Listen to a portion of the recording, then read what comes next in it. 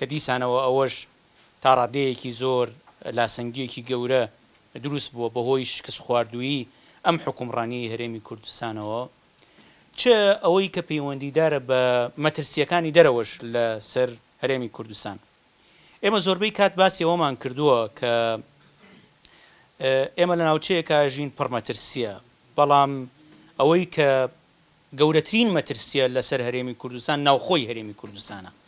یعنی ئەوەی کەوا ئەکات هەرێمی کوردستان مەترسیەکانی دەرەوە زیاتر کاریگەری لەسەری هەبێ و لە ناوخۆش مەترسی لەسەر دروست بێت، جۆری ئەو حکومڕانیەیە کە لە ناوخۆی هەرێمی کوردستانە هەیە. بەڵام سەرباری ئەم هەموو ڕەشی و تاریکیەی کە ئێستا لە ناوخۆی هەرێمی کوردستان هەیە، ئەبێت ئەوە بڵین کە ڕووناکایی لە ئوفق دیارە، یعنی ئەوە نەبێ مەشهدەکە هەمووی تاریک بێ. ئێستامان تاریکە، بەڵام ڕووناکایی لە ئاسۆ دیارە، یعنی ئەوە نییە کە هیچ ئومێدێک لە ئارایە نەبێ. ڕەنگە کاتی تریش زۆر باسی ئەوەمان کردووە کە ئێمە لە ناوچەیەکە ئاژین کە بەردەوام ڕوودا و تیا ڕووەدا، یعنی ئێمە لە ناوچەیەکی عالەمان نین کە سەقامگیر بێت هیچ ڕووداوێک تیا ڕوو نەدا، یان بە 20 ساڵ جارێک بە 30 ساڵ جارێک بە 50 ساڵ جارێک ڕوودا و تیا ڕووبە. مەسەلەن ئێستا ئەوروپا ناوچەیەکە زۆر بە کەمی ڕوودا و تیا ڕووەدا، مەسەلەن 15 ساڵ جارێک 20 ساڵ جارێک ڕوودا و تیا ڕووەدا. یعنی ئێستا مەسەلەن ئەو ڕووداوەی کە لە ئۆکرانیا ڕووەدا و شەڕی کە لە ئۆکرانیا ڕووەدا بزانن چۆن کاریگەری لەسەر ئەوروپاش بەجێ هێشتووە. لە کاتێکا بۆ ماوەیەکی زۆر ئەوروپا تا ڕادەیەکی زۆر سەقامگیری تیا هەبوو. بە پێچەوانەی ئەو ناوچانی کە سەقامگیری تیا هەیە، ئێمە لە ناوچەیەکە ئاژین کە پڕە لە ڕووداوە، ناوچەیەکە ئەتوانم بڵێم وەکو دڵی هەموو عالەمی شوایە. یعنی سەیری ئەم ناوچەی ئێمە بکەن ڕۆژهەڵاتی ناوەڕاست و عێراق لە ناو ڕۆژهەڵاتی ناوەڕاست و بە تایبەتیش هەرێمی کوردستان لە ناو ئەم جوغرافیایە ئەتوانین وای ببینین وەکو شێوە دڵێک بۆ هەموو جیهان وایە. و ئەمە وای کردووە کە ئەم ناوچەی ئێمە بزانە سەیری ئێمە ئاوە ڕدەینەوە. من مەسەلەن تەمەنم سەر و 40 ساڵە، ئاوە ڕدەمەوە لە دوای خۆم لە تەمەنی خۆم کە تەمان بە تەمەنەکان بە تەمەنترەکان لە ئێمەش زۆر زیاتر ئەبینین دنیایەک ڕوودا و ڕوویاوە. بۆچی خەڵکی ئێمە ماندوو هیلاکە، خەڵکی کوردستان ماندوو هیلاکە؟ چونکە یعنی ئەوەندە ڕوودا و ڕوویاوە و هیلاک بووە و مەسەن لە سەردەمی بەعسەوە خەڵکی ئێمە گیرۆدەیە لەگەڵ ململانێ و کێشە و ئەوانە، و لە دوای بەعسیش ئەو کێشانی کە لە ناوخۆی هەرێمی کوردستانە بوو دوایی لەگەڵ عێراقەوە. بۆیە لە ناوچەیەکە ژین ڕوودا و تیا زۆر ڕووەدا. ئەوە ئەم ڕووداوانەش کە ڕووەدا هەمیشە لەگەڵ خۆیان کۆمەڵێک دەرفەتە هێنێ و کۆمەڵێک مەترسیە هێنێ. ئازا ئەو کەسەیە و ئەو گروپانن کە ئەتوانن دەرفەتەکان بقۆزنەوە و خۆیان لە مەترسیەکان لابن. بەداخەوە ئێمە ئێستا لە هەرێمی کوردستان خاوەنی دەسەڵاتێکین کە زۆر نادامەزراوەیە و لە بری ئەوەی سوود لە دەرفەتەکان وەربگرێ، دەرفەتەکان هەمووی لە کیسەدا و ڕێک بە پێچەوانەوە هەموو مەترسیەکانی ئەو ڕووداوانی کە ڕوودەن بەسەر هەرێمی کوردستانە جێبەجێ بێ. من نمونەیەکی بەسیتان بۆیان مە زۆر دوور ناڕۆم مێژووەوانە کە یعنی نمونەیەکی زۆر بەسیتی تازە. ئێوە ئەزانن داعش مەترسیەکی گەورە بوو لەسەر ئەم ناوچەی ئێمە، بەڵام سیرکەن هەموو دەوروبەری ئێمە سوودیان لە داعش بینی جگە لە هەرێمی کوردستان دەبێ. یعنی سەیریکەن نظامی سووری سوودی لە داعش بینی مایەوە. کورد لە ڕۆژاوا لە باکووری سووریا سوودی لە شەڕی دژی داعش وەرگرت، کیانێکی بۆ خۆی دروست کرد. سەرباری هەموو ئەو مەترسیانەی تورکیا لەسەری دروست کردو، بەڵام بەشێکی کیانەکەی خۆی هێشتوتەوە.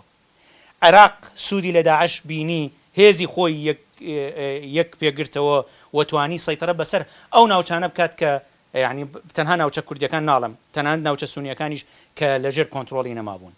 ئێران سوودی لە شەڕی داعش وەرگرت و ئەو پلانی کە هەی بوو خەتی نێوان تاران بۆ بەحریە بێزی متەوەسط کە پلانێکی دوورمەودای ئێران بوو توانی ئەوە بکات. تەنها لایەنێک کە سفر اليدین بە عەرەبیەکەی لە شەڕی داعش هاتە دەرەوە کورد بوو، لە کاتێکە ئێوەزان بە هەزاران پێشمەرگە گیانی خۆیان بەقت کرد، شەهید بوون، بریندار بوون لە شەڕی دژی داعش.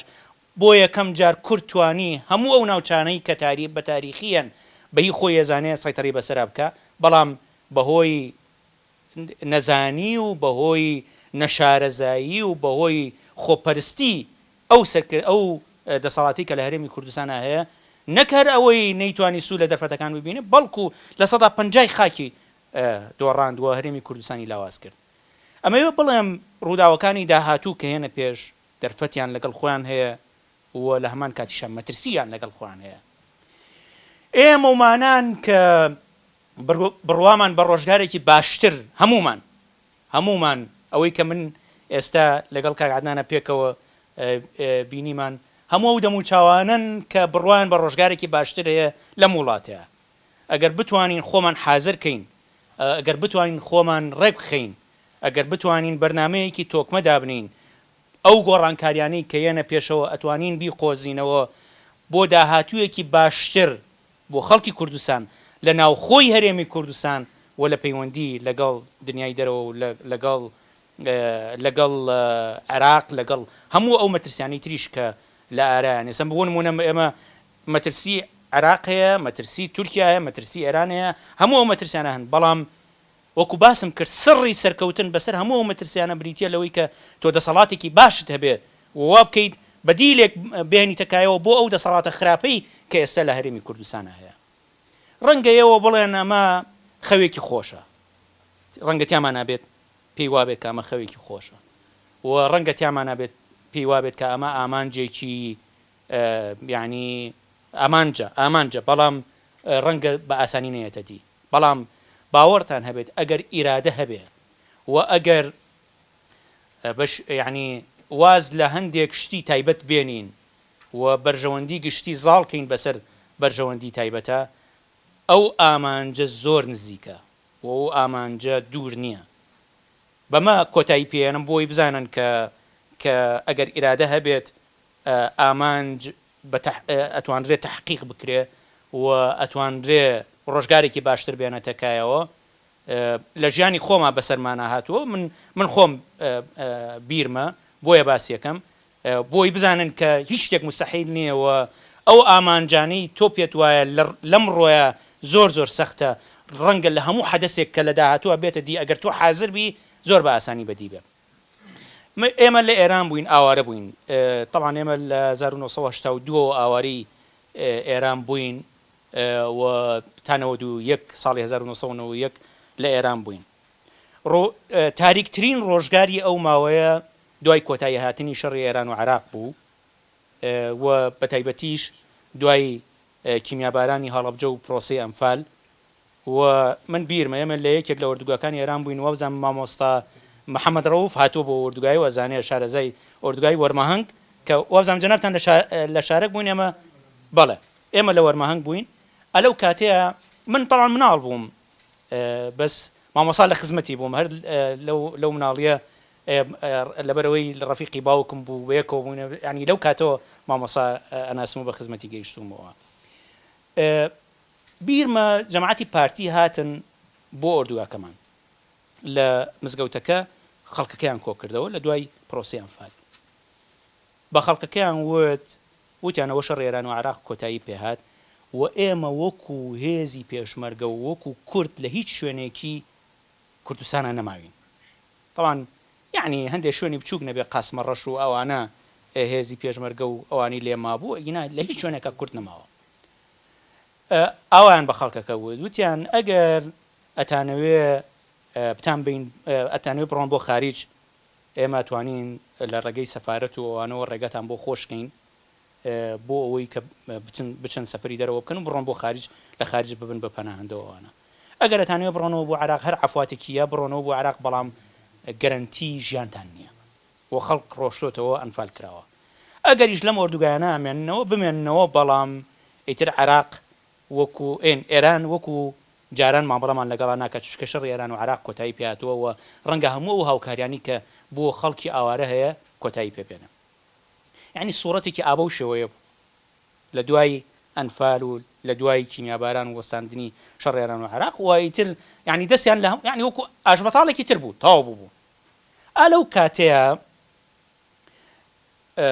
کاک نەوشیروان بە ڕەحمەت بێ بیری لەوە کردووەتەوە کە ڕەنگە دەرفەتێ بێتە کایەوە و ئەو دەرفەتە بە هەر شێوەیەک بتوانرێت بقۆزرێتەوە و بتوانرێت کارێک بکرێت طبعا لەگەڵ هەر خۆینا یعنی ئەویش ڕەنگە هەر بڕوای بەوە نەبوو بێ کە ئەمە ڕەنگە تحقیق بێ بە زووتێتی باش تێ بکەین ڕەنگە دەرفەتێک بێتە کایەوە ئەوە بوو مەسەرەن سرکیان دروست کردووە و ئەو هەندێک خەڵکیان نردوتەوە بۆ ناو شارەکان و ئەوە وەلانجامی ئەوە هین دروست بوو شەڕی ئێران و عەفو عێراق و کوێیت دروست بوو و ئەوە دەرفەتەکەی هێنایە کایەوە و ڕاپەڕین کرا و لە ئەنجامی ئەوە ڕژەمی پێشوو ناچار بوو ئەم ناوچانە بەجێ بێڵێ جە بۆیە لە تاریکترین ڕۆژگارەکان تۆ ئەگەر پلانی دروستت هەبێ ئەتوانی سەرکەوتوبی و لە چاوی ئێوە لەم کۆبوونەوەی ئێوە لە بەتایبەتی لە بەردەوامی دەستگای ستاندەر و ئەو برایانەی کە سەرپەرشتی دەستگای ستاندەرەکەن و ئاوا بەردەوام ئەم کۆبوونەوانە ڕێکەخەن و ئێمەش جاربەجارەیەین سپاسانەکەین کە پێمانەڵێن بین لە خزمەتانە بین ئەوە بینین کە ئەو ئیرادەیە هەیە ئەوە بینین خەڵکی باش نە وڵاتی ئێمە هەیە و خەڵکی باشی تریش هەیە کە لە دەرەوەی ئێمە ومانانن هەمومان کاتوانین بەیەکەوە هەمووی کۆ بکەینەوە و وا بکەین ئەو بەدیلەی کە ئەتوانێ ئەو دۆخە خراپەی ناوخۆی هەرێمی کوردستان و خەڵکی کوردستان و ئەو ناومێدی کە هەیە چاکی بکە و ئاڕاستی کە بە ڕۆژگارێکی باشتر دەستیەوە خۆش بێ و لەشتان ساغ بێ و هیوادارم هەر سەرکەوتوو بن